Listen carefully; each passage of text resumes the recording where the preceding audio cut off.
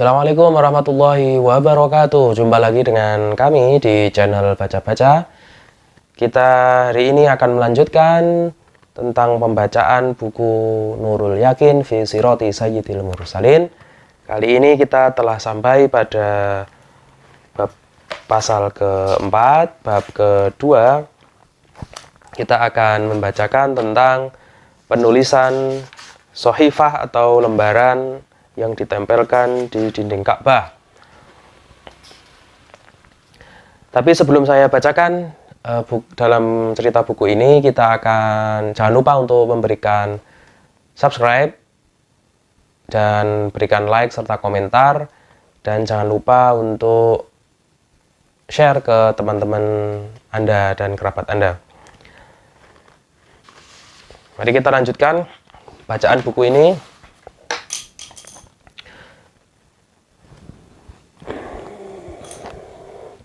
Penulisan sohifah.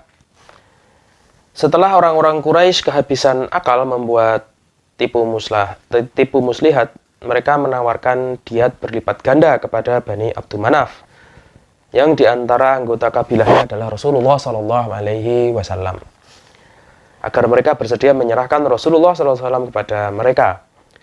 Namun Bani Abdul Manaf menolak tawaran tersebut.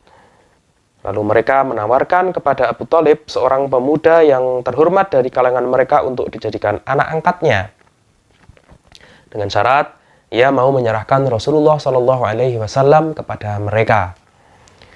Abu Thalib pun menjawab, "Aneh kalian ini. Kalian memberikan anak kalian kepada saya supaya kuberi makan, sedangkan aku harus menyerahkan anakku kepada kalian untuk kalian bunuh." Ketika menemui jalan buntu, mereka sepakat untuk mengucilkan Bani Hashim dan Bani Muthalib, yang keduanya merupakan anak cucu Abdul Manaf. Kemudian mereka mengusir Bani Hashim dan Bani Muthalib dari Mekah dan memutuskan hubungan ekonomi dengan mereka. Mereka tidak mengadakan hubungan jual beli dengan kedua kabilah tersebut, kecuali jika mereka mau menyerahkan Muhammad SAW untuk dibunuh. Tindakan mereka tidak sampai di situ saja. Bahkan mereka menuliskan hal itu pada sohifah, lembaran kertas, dan ditempelkan atau diletakkan di dalam Ka'bah. Oleh sebab itu, Bani Hashim bergabung dengan kelompok Abu Thalib, dan turut bergabung pula Bani Muthalib, baik yang mukmin maupun yang kafir, kecuali Abu Lahab. Karena Abu Lahab berpihak kepada orang-orang kafir Quraisy. Di antara mereka, yakni Bani Hashim dan kubu Abu Thalib, ditinggalkan tanpa pertolongan dari dua saudara mereka, yakni Bani Abdul Syam dan Naufal dari Bani Abdul Manaf, sehingga mereka mengalami kesulitan hidup yang sangat dan terpaksa harus memakan dedaunan. Sementara musuh-musuh mereka melarang para pedagang berjual beli dengan mereka. Orang terdepan yang melarang hal ini justru adalah Abu Lahab sendiri. Hal ini didasarkan dari Al-Baihaqi, kemudian As-Sirah An-Nabawiyah Ibnu Hisham, Zadul Ma'ad, kemudian Asyar Al-Maghazi, dan Al-Kamil Fit Tarikh.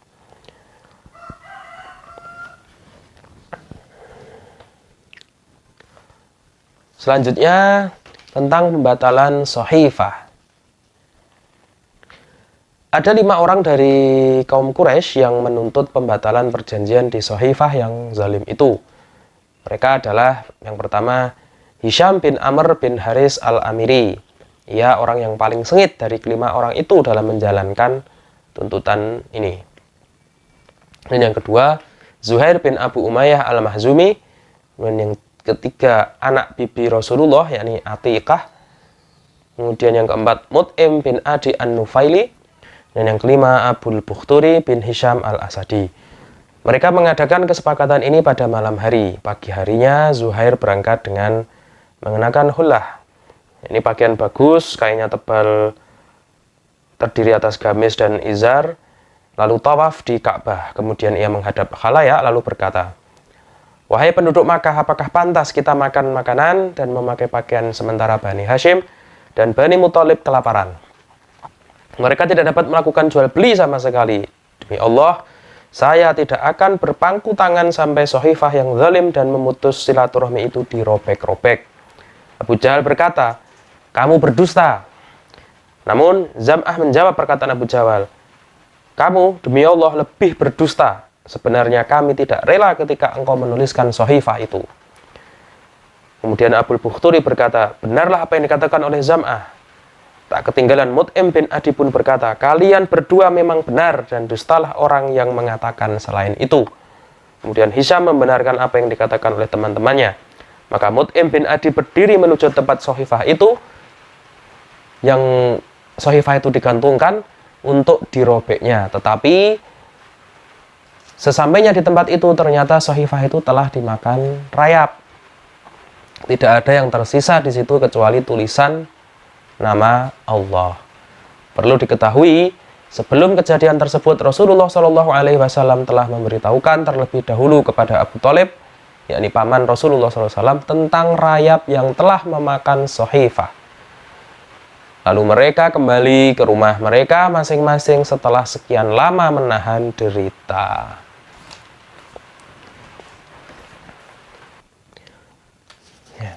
Di dalam buku Nurul Yakin ini tidak dijelaskan tentang berapa lama masa Sohifah itu, masa boikot itu, yaitu boikot yang ditempelkan di dinding Ka'bah, di dalam dinding Ka'bah itu.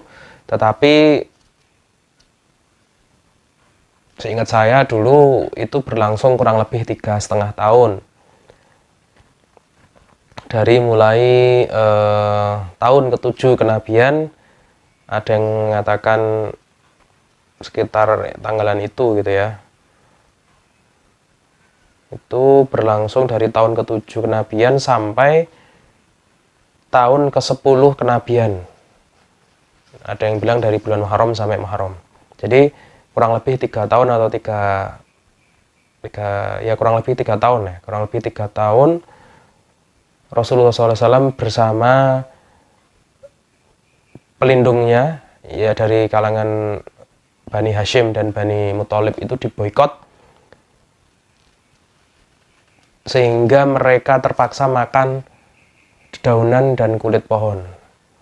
Jadi mereka tinggal itu berada di daerahnya Abu Thalib yang ya intinya perjanjiannya supaya menyerahkan Nabi Muhammad SAW agar diserahkan kepada kaum Quraisy untuk dibunuh. Jadi itu tambahannya di luar kitab Nurul Yakin.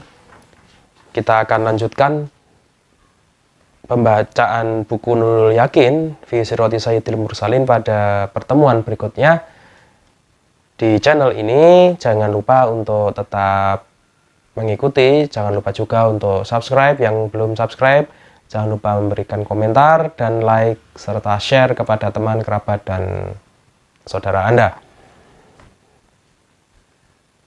Terima kasih dari saya. Assalamualaikum warahmatullahi wabarakatuh. Stay tune di channel ini dan jangan lupa subscribe serta nyalakan loncengnya.